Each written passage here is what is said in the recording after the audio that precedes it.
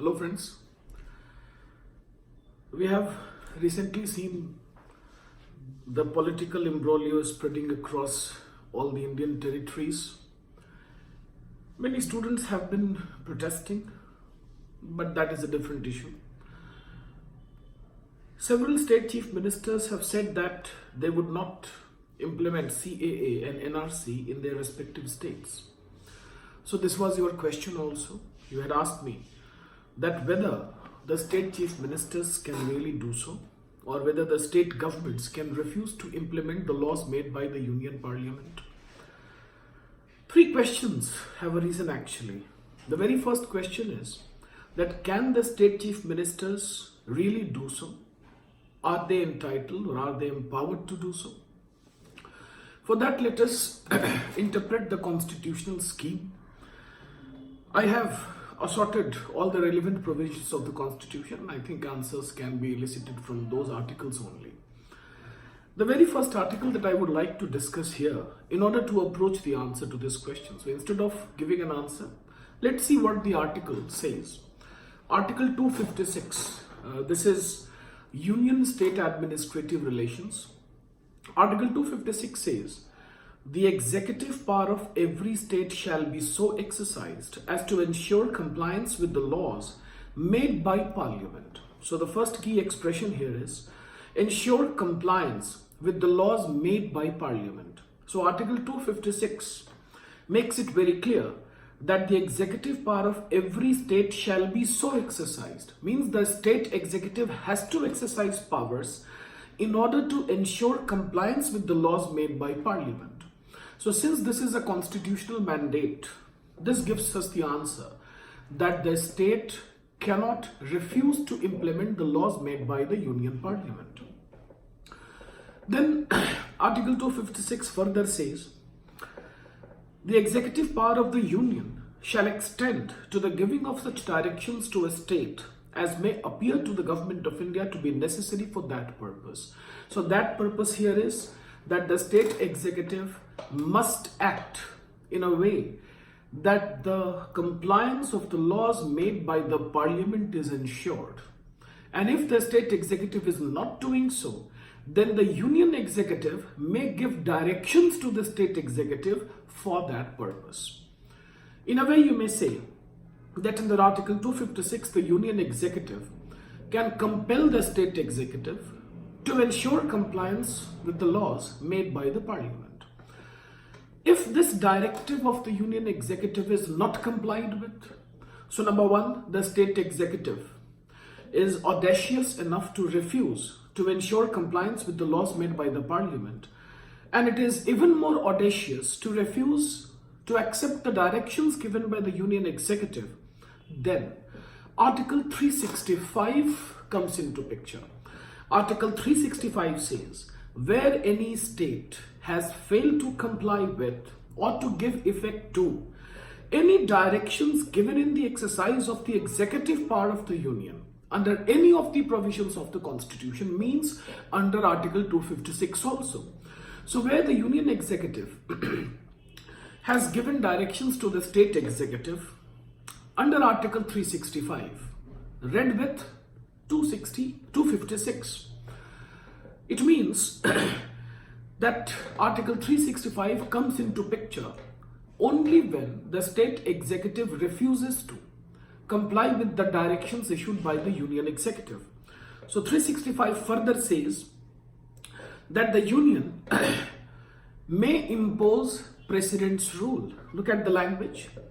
It shall be lawful for the President to hold that a situation has arisen in which the government of the state cannot be carried on in accordance with the provisions of this Constitution.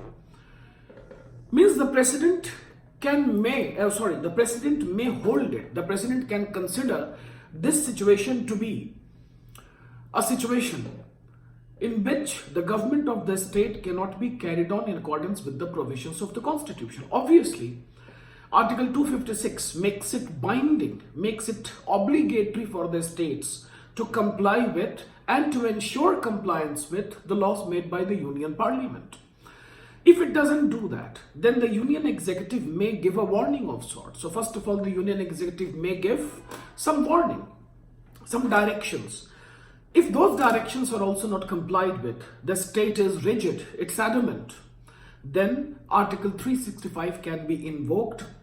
And after Article 365, Article 356 follows, which talks about President's rule. So one way out is that President's rule may be imposed. Now there are two approaches. Approach one, the state government can be dismissed. The state legislature can be dissolved. Approach number two, which is a better approach in our cooperative federalism structure. The second approach would be better, that the state government is either sidelined or it is suspended for a brief period of time. During that period, the president will have the power over the state administrative structure. So, by virtue of Article 356, the union executive may ensure compliance with the law made by the parliament. So, there is a way out. If the state executive is not willing, the union executive may take over the administration of the state and can implement what it wants to implement. So far as the state executive is concerned, our question is, can it challenge a law made by the union parliament? If it cannot refuse to ensure compliance, then can it challenge a law made by the union parliament in the Supreme Court of India or in any constitutional court? Again, the answer is no. In fact, our Supreme Court has already held in Mamata Banerjee case, which is State of West Bengal versus Union of India case. The Supreme Court had dismissed the petition by the government of West Bengal when it had challenged the Aadhaar Act. The Supreme Court held that Mamata Banerjee as an individual can challenge it under Article 13. Article 13 allows every citizen of India, even a non-citizen, if he has some fundamental rights, to challenge a law made by the union parliament, to challenge a law made by the state legislature, if it is repugnant to his fundamental rights. So Article 13 impliedly gives the power of judicial review to the Supreme Court, to the High Court also. So a solution lies there, but as an individual. So the state chief minister is an individual also, and in his or her individual capacity, he or she can approach the Supreme Court and challenge the law, but as government, it cannot. If there is a dispute between the state and the union, then the Supreme Court has jurisdiction over this dispute. It's original jurisdiction of the Supreme Court, we know that. But then, law cannot be the subject matter of dispute. So a dispute can be taken to the forum of Supreme Court, but that is not a dispute over a law. A law cannot be a subject matter of dispute at all. By virtue of our reading of Article 256, read with 365, 355 and 356, we have inferred that subject matter of dispute can be anything but law. Law made by the union parliament cannot be a subject matter of dispute. The states cannot dispute that. The states can dispute other things like administrative decisions of the union government. Yes, that can be a matter of dispute. Money can be matter of dispute. Recently we saw there was dispute over the share of GST collection. Yes, that can be a dispute. It can be taken. It can be a river water dispute also. Other disputes of administrative nature. But if it is a dispute over a law where the state government challenges the law, then it cannot be taken to the Supreme Court. Why? Because there is a constitutional mandate that the states are bound to ensure compliance with the law made by the union parliament. And we know that the union parliament has jurisdiction over the subject of citizenship. Citizenship is a subject in the union list. So the union parliament has exclusive jurisdiction over it. So here we cannot say that the union parliament has usurped or encroached upon the powers and rights of the state legislature or the state executive. So the relevant provisions, I'm repeating, they are Article 256. If the directions given under Article 256 are not complied with, then Article 365, and by virtue of Article 365, Article 356 is invoked. So it shall be lawful for the Parliament to make a law over a subject mentioned in the union list. It shall be lawful for the union executive to give directions to the state executive to ensure compliance with the law made by the union parliament. If the state executive does not ensure compliance and does not comply its adamant, then Article 365 allows the union executive to presume that a situation has arisen in which the government of the state cannot be carried on in accordance with the constitutional provisions, and hence Article 356 can be invoked. The state government may be suspended or may be sidelined for some time so that the law made by the union parliament can be implemented very smoothly, and after that the state government may be restored also. Dismissal of the state government would be a very harsh step, very extreme step, and should be avoided because we have to maintain this cooperative federalism scheme also. Now, suppose the state governments become too adamant, very rigid in their stand, then I will consider this to be a situation called contingency in our constitution.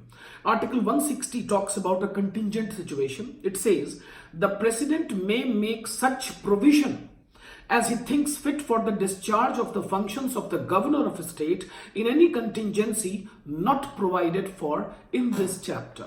So, in the chapter in which a state executive is dealt with in the Indian Constitution, Article 60 says that if a contingent situation arises, so there can be any contingent situation, if the state executive blatantly refuses to accept a law made by the union parliament or to accept the directions given by the union executive under Article 256, then that may be considered a contingent situation where the governor may be given free hand to act in his own way, and that can be done by the President of India.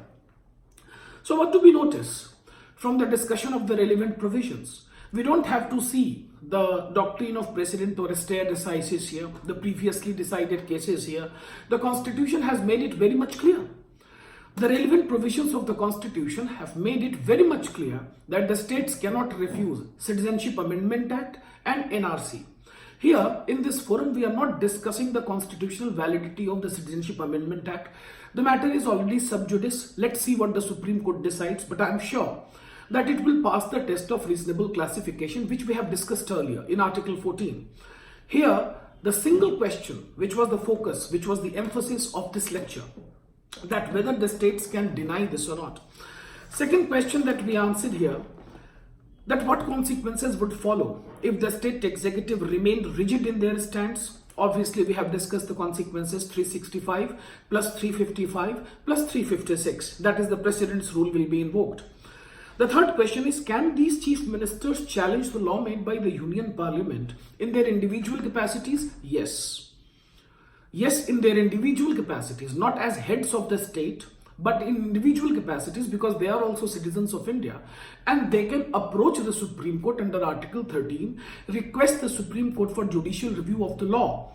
And they have the burden of proof. So here, they will have to prove that this law violates their fundamental rights. One or more fundamental rights. If they are successful in proving the point that it is violation of Article 14, Article 15, 16, whatever they can invoke here, then I'm sure the Supreme Court will strike down the law, or it will allow the removal of the impugned provisions from the law so that it becomes constitutionally valid, or it may extend the privileges of the law to those who can prove that they are held in the similar circumstances as those people for whom the law has been made.